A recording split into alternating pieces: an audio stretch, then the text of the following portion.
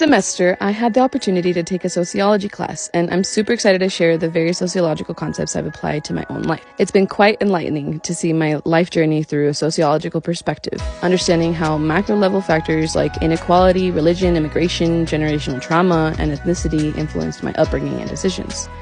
Various micro-level factors, such as family dynamics, peer interactions, educational experiences, personal religious beliefs, abusive relationships, queerness, and homelessness, have profoundly influenced my life journey and shaped my perspectives and advocacy for a more inclusive world. Let's start from the very beginning. My parents met and tied the knot in beautiful Puerto Vallarta, Jalisco, where they also welcomed my older sister. I joined the gang soon after. Childhood during this time was incredibly carefree.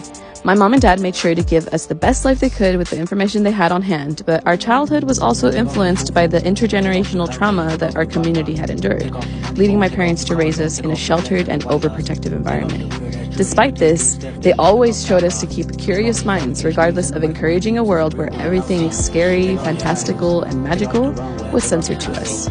We were a minority among the Mexican community as a whole, as Catholicism dominates, but what we followed was non-denominational Christianity. When my little sister came into the picture and I became a middle child, it changed our whole dynamic. I wouldn't change it for the world now, although at the time I felt jealous of the new attention the baby of the family got. Ever since my parents got married, our family has always moved around quite a bit. I learned to apply the sociological imagination to this, to note the broader social forces that influenced their decisions to move around it so much. And I realized that my family's migration and cultural assimilation were shaped by historical and societal factors. One significant move happened in second grade when I switched cities and schools. It was nerve-wracking, but I quickly made new friends. I noticed how inequality affects education quality, as our new school was in a more affluent area, and the low-income area we came from had lower spending and therefore lower quality education. In this new town, I was privileged enough to receive top-notch education and cool programs including music, art, and theater. Lucky for me, my dad's middle-class delivery job provided a comfortable life, allowing us to regularly travel, exchange gifts during Christmas and birthdays, and get good medical coverage. The more affluent Texas schools I went to taught me the value of embracing diverse perspectives and understanding that everyone's upbringing is shaped by their unique sociological backgrounds and cultural diversity, as I went to a school with a lot of other first-generation Americans whose parents were from a wide range of different countries. The roller coaster of my teenage years was quite a ride. During that phase, my religion played a significant role in shaping my beliefs, especially when it came to my spirituality, gender, and sexuality. The teachings and expectations taught by the church were deeply ingrained in my mind, leading me to frequently suppress and mask my true self. During this time, my family was confronting the 2008 recession that many others faced, and ultimately decided to leave our old life behind for a couple of years to rebuild before attempting to return. These couple of years turned into a decade of life in Mexico City. At the time, my whole world was being changed. I was going through so many identity crises and always felt an intense pressure to fit into the mold defined by conservative voices around me, fearing any conflicts that might come up if I deviated from expected norms. As a result, I kept my true feelings and identity hidden away, trying my best to conform and be accepted. My ethnicity was also always put into question, as my Mexican peers would make me feel like I was too American to ever be 100% Mexican, even though I grew up in the culture. I did speak Spanish natively, but not knowing colloquial Spanish or local slang really affected my confidence in making new friends. This was exacerbated by the fact that I had been homeschooled for the previous years and had been socialized to be sheltered and scared of the world. I find Charles Hording Cooley's looking glass self theory super relatable. I used to see myself through others' eyes, letting their opinions and expectations shape how I viewed myself. It was tough to figure out who I really was amidst all of these external influences. But eventually, I went on a journey of self-discovery, breaking free from this reflection of myself that wasn't entirely true to who I am. It took time and courage, but as I continue to embrace my true self and let go of the fear of judgment, I feel more liberated and authentic. Sociology and Cooley's theory teaches us that we have the power to shape our genuine selves, even when facing pressure from others. As I entered adulthood, life took me on a crazy ride. All through high school, I was still incredibly sheltered and knew nothing about the world except for what I had been taught by religion. Be in this world, but not of it. I joined my first serious relationship, which turned out to be emotionally abusive, in which he made me shut in even more and further suppress my sexuality. This led to a lot of social isolation, as abusers try to make you distrust everyone in your life but them.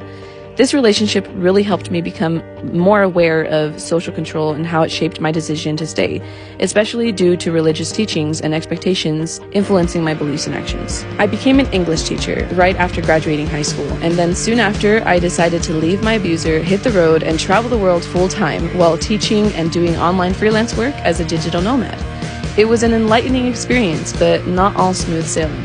I faced some tough situations and micro-level factors, like enduring repeated trauma during my travels and getting tangled up in another emotionally abusive relationship. It really shook me to my core and made me question who I really was. Inequality and social stratification impacted my life heavily at the time, especially because it was my first time fully managing my own finances, and I was doing so in several different regions and countries. I was able to notice how economic disparities affect access to resources and experiences, as we live in an income-driven world that requires money in order to survive. Thankfully, through the support of my loved ones and even strangers, I started finding the strength to embrace my true self. I came out as queer to myself first, then to some family and friends. In the beginning, for most of them, their religious beliefs affected the way they treated me.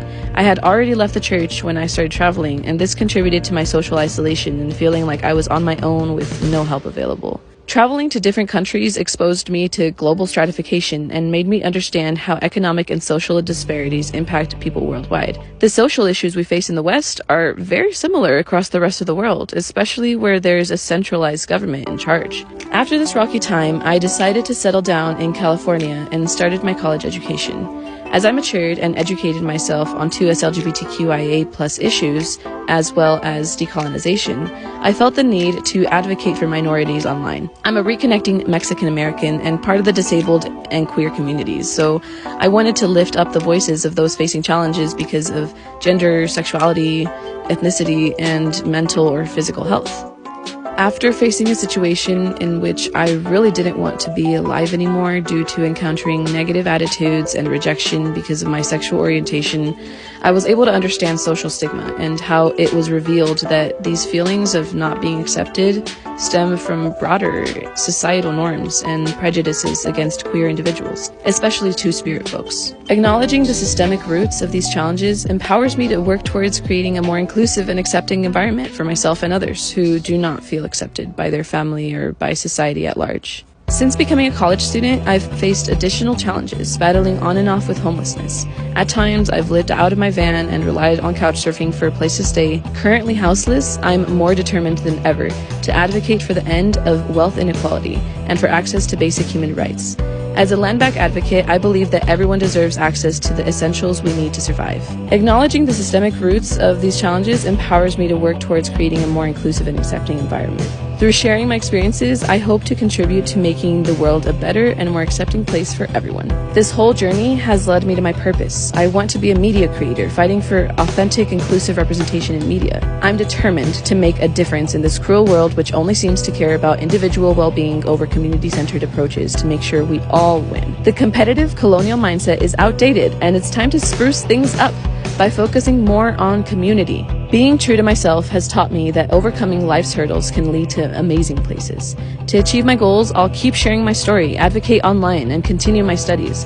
I want to get my bachelor's, master's, and doctoral degrees to become a researcher for minority issues. Throughout my journey, I've applied various sociological concepts to understand the influence of micro and macro level factors on my life. From intergenerational trauma to inequality, religion, and ethnicity, these societal forces shaped my upbringing and decisions. As I navigated through challenges and transitions, I learned to apply the sociological imagination, recognizing broader social forces at play. Concepts like social control, social stratification, and social stigma helped me fully understand the impact of societal norms on my identity and experiences. I believe in creating a positive change and a more accepting world by amplifying minority voices and breaking down these colonial barriers.